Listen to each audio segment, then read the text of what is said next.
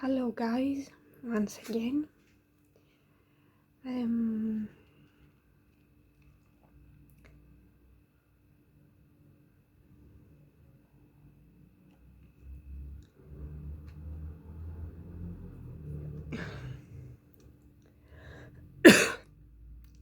There is going to be no editing.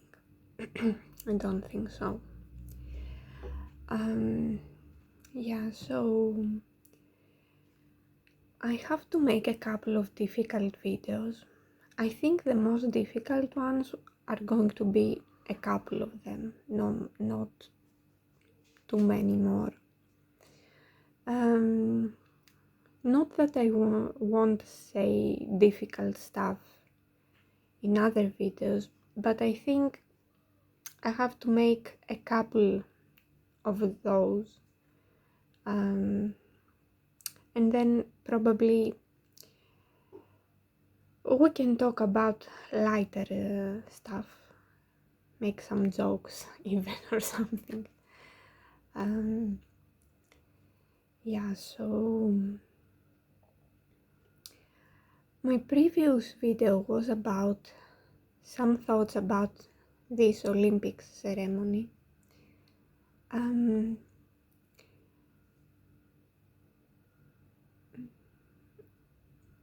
And I think I have to say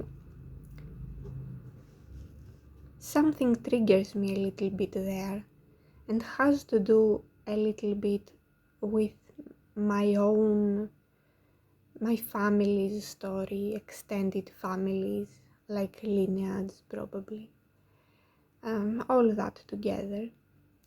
And I'm thinking a little bit in what order should I say things, but probably I should start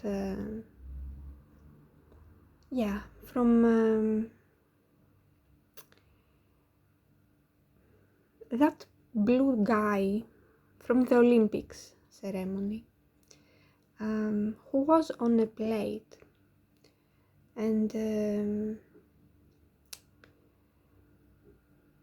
I don't think, okay, in general, another comment, I don't think that I have so much of a problem with general probably mockery or making a little fun of religion, because I think that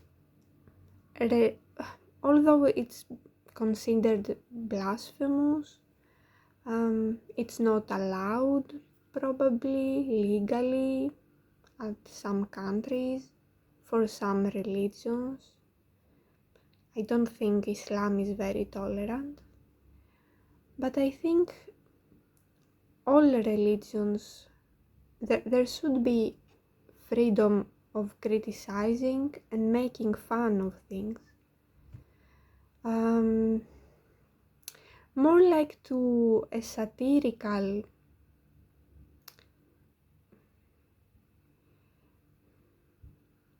approach, like more like a satirical approach should be allowed. I don't know if mockery and making fun of and humiliating probably God is the same as satire and criticizing, but like generally speaking, in the name of freedom of speech, let's say there should be some tolerance, but also not like Christians shouldn't complain then. I think Andrew Tate said, what are the Christians gonna do? Turn the other cheek. And it's like, well, what should they do? Take the guns and burn everything? But they shouldn't also shut up, I think.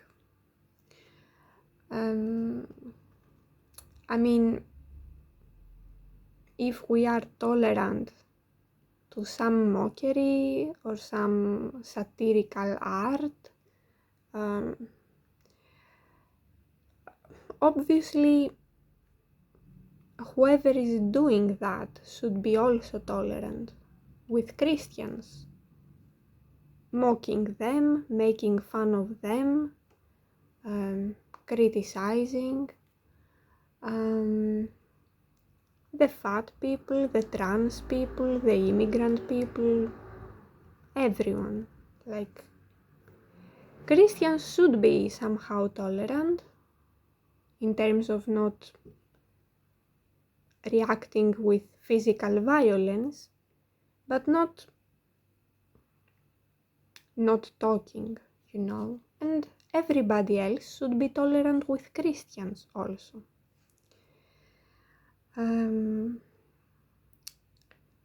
So yeah, that's not so much of my problem.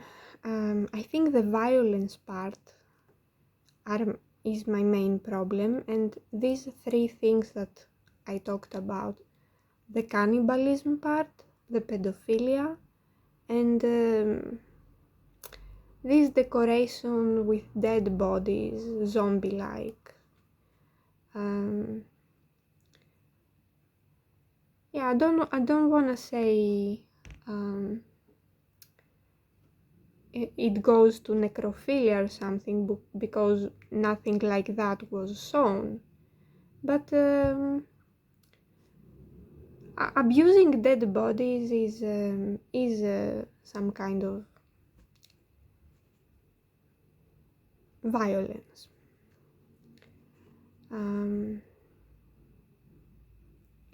Yeah, and I will start from the blue guy.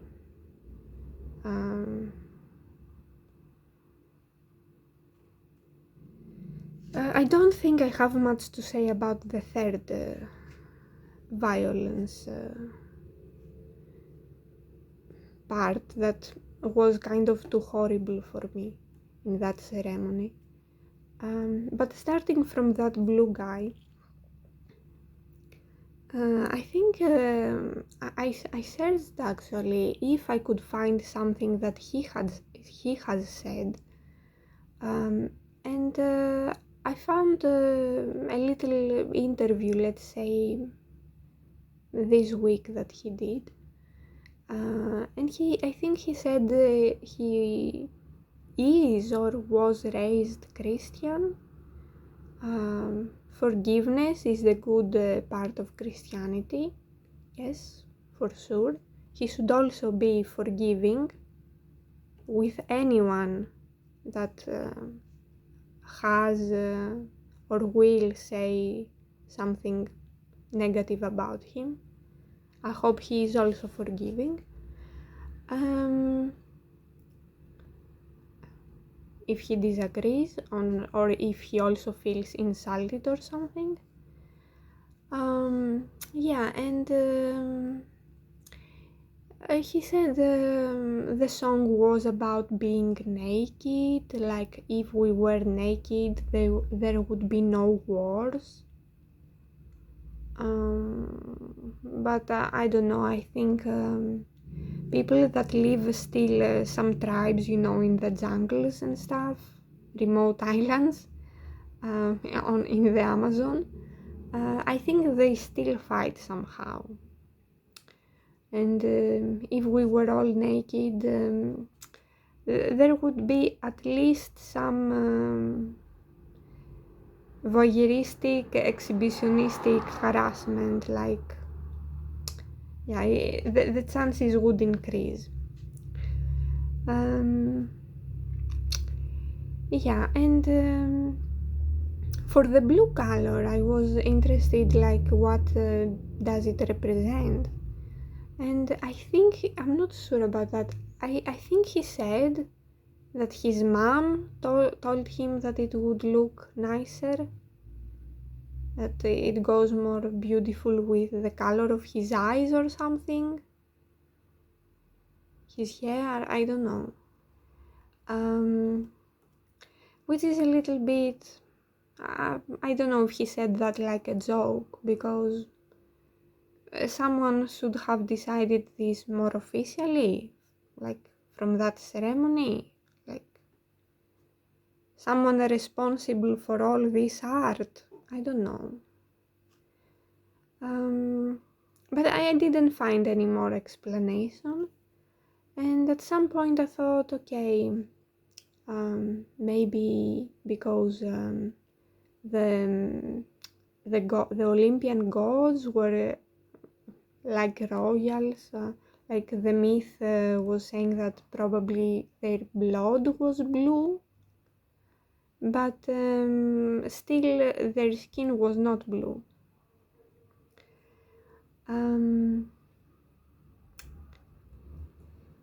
Yes, and there is for some people there, and I have also some thoughts like why Dionysus, what like I don't think he had so much connection with the Olympic Games. I'm thinking now, should I make some more comments about this? Because it is like the god of wine and partying and sexual stuff also, and theater. But I don't think that, although I don't know so much history, I'm not very good at it, I guess. I don't think Dionysus was the god that had to do with the Olympics. So, in a way, I was trying to understand what was happening in these artistic minds, you know. And I thought, okay, maybe from the Last Supper, like Jesus was saying, I was like he was giving them his blood and his body symbolically through the bread and the wine. Like maybe they made a connection there with the wine.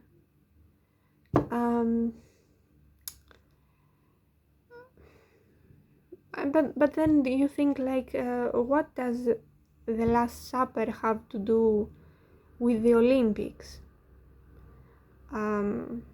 Was it just like the words were rhyming, like la scène sur la scène? Some time ago I knew friends, but I have forgotten. Yeah, it's a little bit like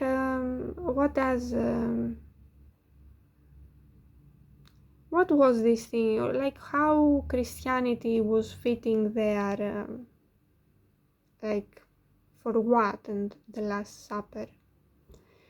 And then you go like,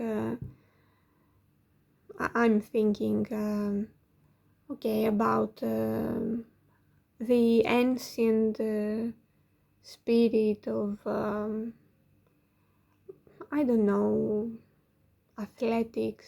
Like in these Olympic Games, there was like a song, like an hymn to the ancient spirit, the immortal that should come down, and how I don't remember exactly how the song goes or all of it, but it's like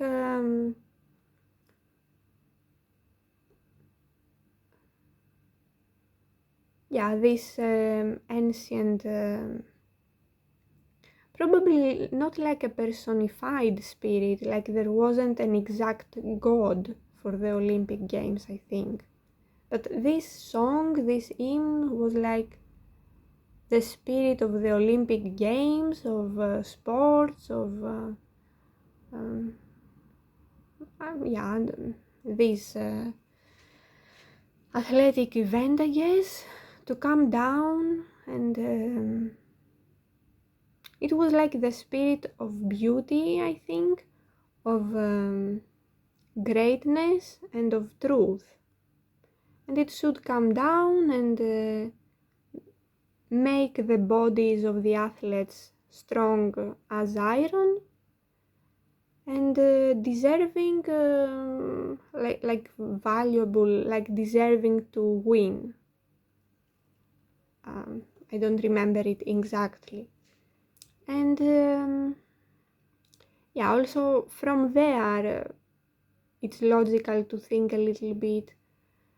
And okay, so I don't know, in the middle of it, trying to connect Christianity with Dionysus, but in the middle of it, it's through the wine, but like Jesus is a woman or a transsexual woman. I don't know if this woman is transsexual or not. I don't know if she's just a lesbian. I think I saw something she's Jewish or I don't know. But yeah, in the middle of all this, she was not noticeably somehow fat, you know, and it's like,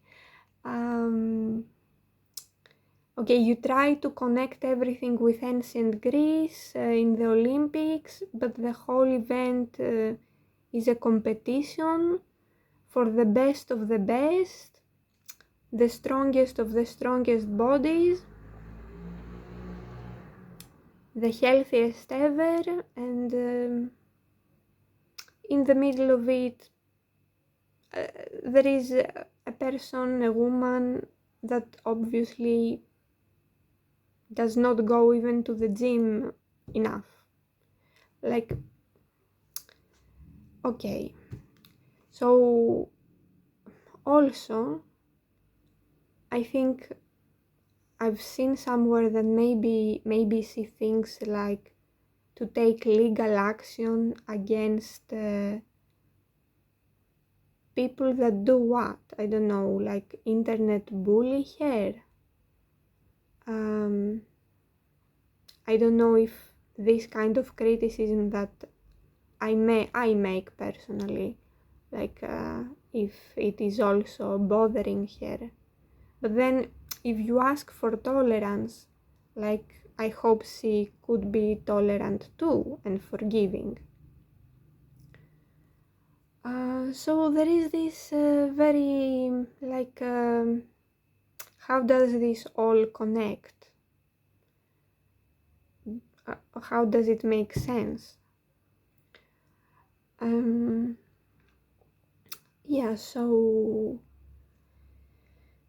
this is some general comments sorry, about the whole setup. But then like we can go more to the violence part. And I think for me,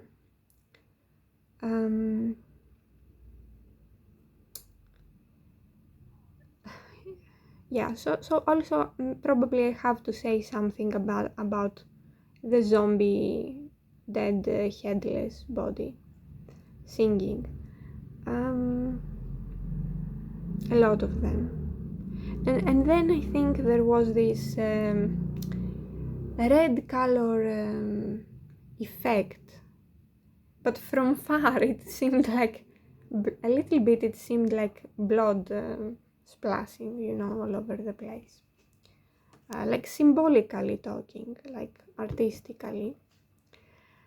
And I think this is strange. The whole thing is strange because it's like the Olympic Games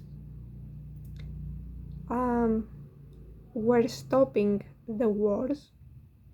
It was a peaceful time. It was time for peace.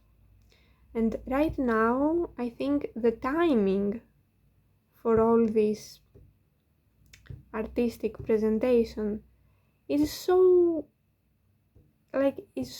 off, because there are so many wars internationally, And there is so much worry that maybe will get dragged, into a more general, bigger war, something like the Third World War.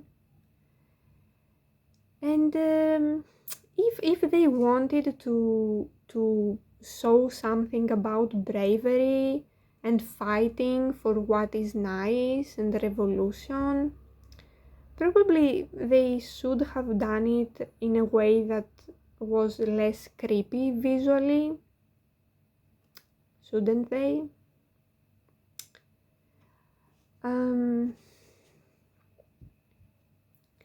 Yes.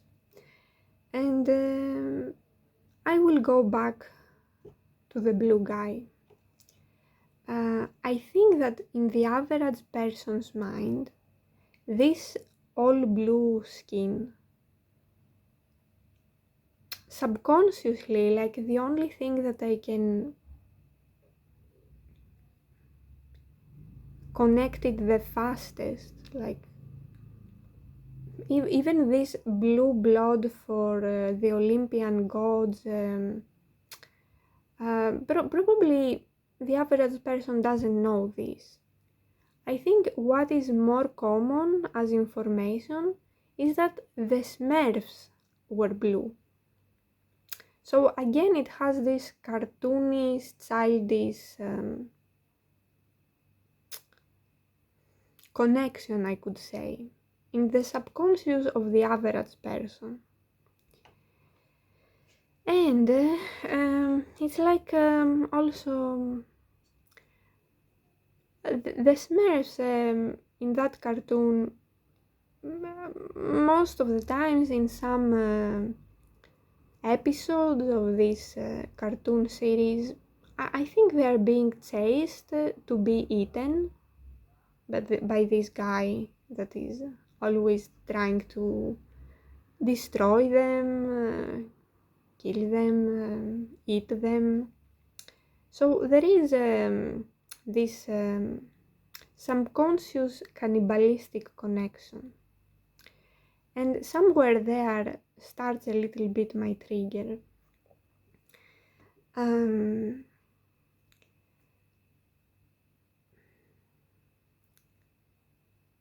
Yeah, so at some point in the past, like almost 20 years ago, I was trying to get some information about my genealogy tree, like ancestors, like grandparents, great grandparents, and stuff. And at some point, the sister of my grandma, like a second grandma, how do you say it? I don't know. With her daughter, like a second aunt, like my father's cousin, first cousin. I think it was them both that they told me about, again, a sister of a great grandpa, probably, or a great grandma. That, yeah, it was probably 1 century ago, somewhere between the world wars. I don't know if it was under the Germans or under the Bulgarians, because it was the north part of the country, that without her knowledge, she got somehow close to a cannibalistic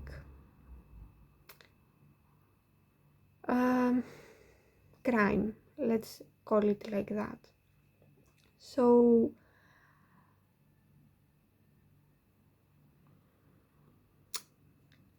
I don't have a lot of details for this, because trying to get information for my ancestors, it was kind of evident that my relatives didn't want to give a lot of information, didn't want to give names. So I felt like I had yeah, I was a teenager, like I think 14, 15, almost. So I felt like I had to focus on the main goal to get names and the information that I mainly wanted. So if the discussion, if I started asking um, other stuff, it felt like, and I was right for this, it felt like they could stop giving me names and this genealogy tree that I wanted to make. Yeah, so what I remember that they told me um, is that probably this second, I don't know how you call it, great grandma, most probably was a teenager or a child and was given a plate with food to, to take it to an oven. But then it's a question like, what does this mean for that time? That every house didn't have their oven, that obviously back then there was no electricity here. It was with wood, with fire. So did another house have an oven? Was there like a community oven? Was it like the villages or the regions bakery or something? Um, yeah, so logically it was given by someone to take it to the oven and back. Um, I couldn't really say for sure if it was just from the oven to the house that it was supposed to return. Um, yeah, and what was told to me is like at the way back after the food was covered with a cloth, I guess, because back then there was no aluminium foils, nothing, I guess. On the way back, she uncovered to see what kind of meat it was because it was smelling like meat, and that there was a baby with its little legs, its little arms, like that's how it was told to me. I mean, I remember this with its little legs, its little arms. Um, but you would say again this like, weren't you shocked? Wouldn't you ask for more information? I think that I felt this, that I couldn't ask for more because I wanted to keep getting the names, you know. Probably I could have asked something like, oh, like what it was, what happened. Um, in general, I don't remember getting more information about this because I don't know if something was told or if I would have asked. It feels like the most I would have gotten, or probably did get, would be something like, hey, it was wars, like people were, horrible stuff was happening. Like probably they could connect it like with hunger or something. Uh, yeah, so before that or after that, I never heard anything similar about that region or anything like that again. It was the only time. Um, Not by my relatives, not by anyone else in that village.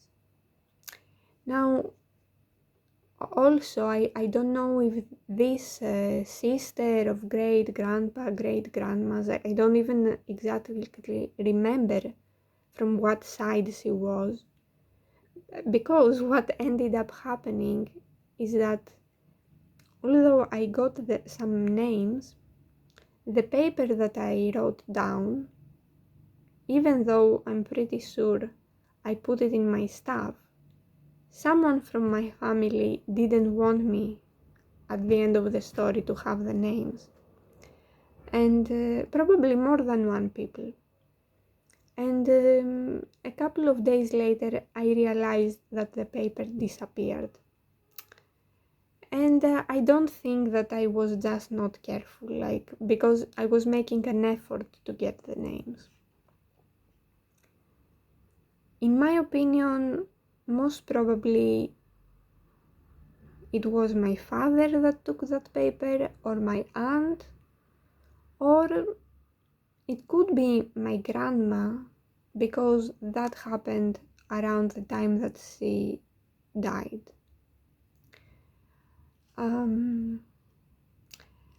I think she had died, but I couldn't be very sure about that.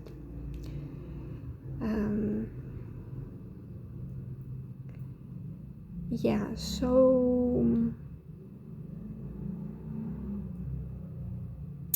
never again did I hear, nobody else told me anything like that.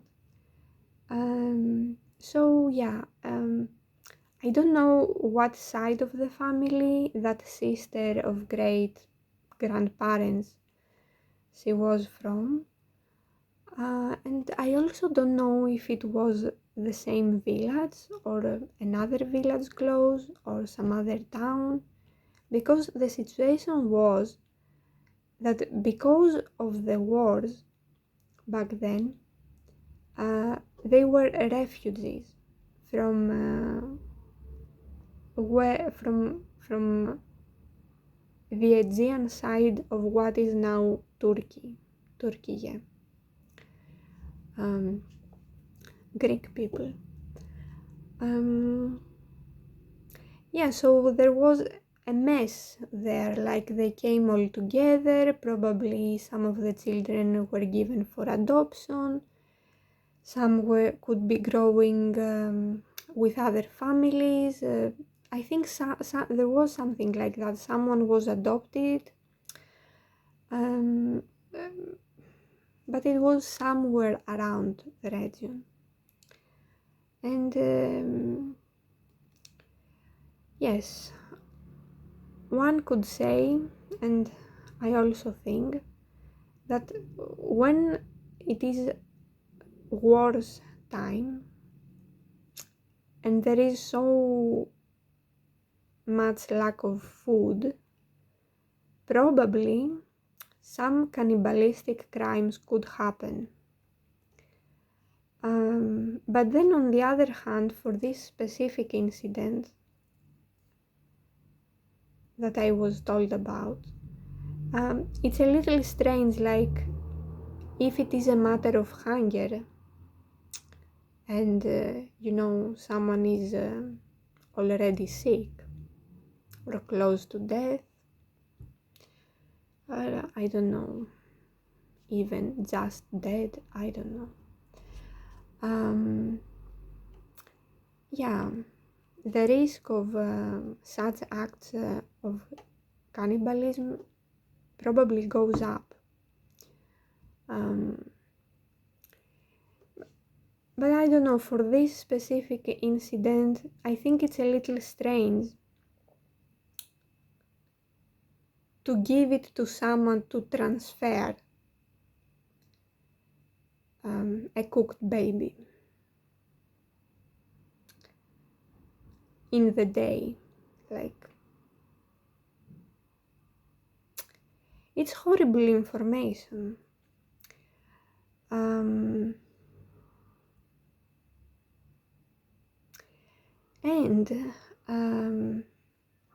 It's like the kind of people that my family are.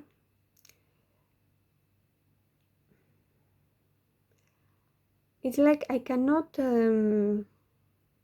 evaluate exactly how much chances this second aunt, let's say, has to admit that she even told me something like that.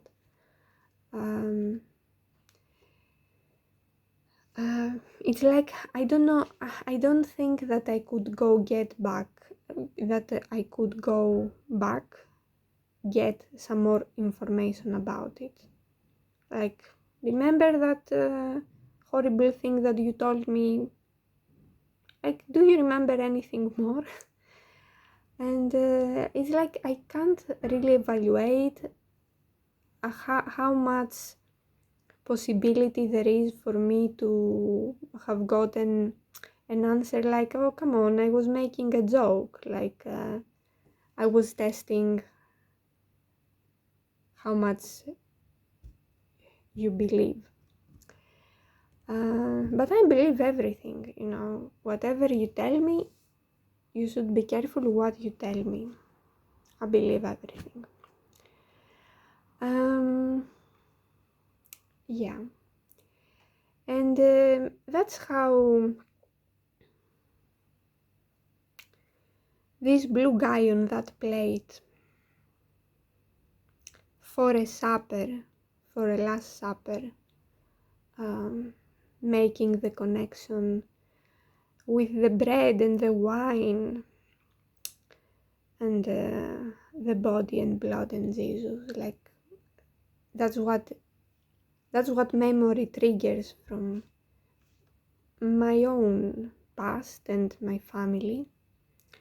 And yes, once again, I think the timing for the international circumstances is horrible.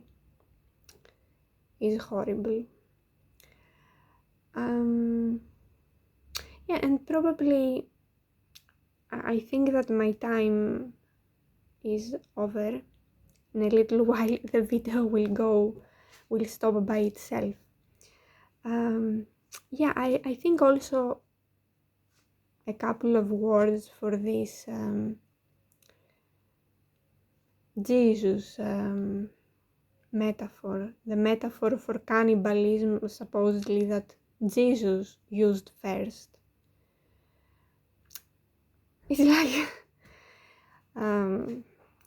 some people think like it was a pagan thing integrated probably. And I really am out of words whenever I hear strange arguments, It's like the interpretation for this is like declaring, or even every Sunday for the Holy Communion, taking the bread and the wine as blood and body of Jesus. I think the meaning there is to declare that you are not intending to harm other humans.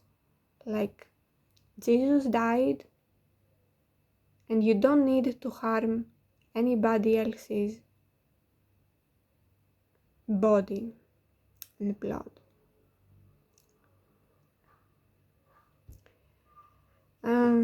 Like in the Bible, it shows in the New Testament and in the Old Testament that God wanted human sacrifice to end. And this dying on the cross, the whole things, although they are difficult, the meaning is that tortures should stop. Yeah, and in all this you have a blue guy on a plate for supper, for dinner. And he wants to be naked. for the violence to stop, supposedly.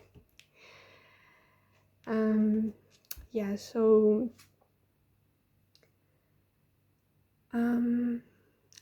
okay, I think I'll stop the video here. And I don't know if there will be a part 3 for the Olympics. Let's see how it goes. See you again sometime.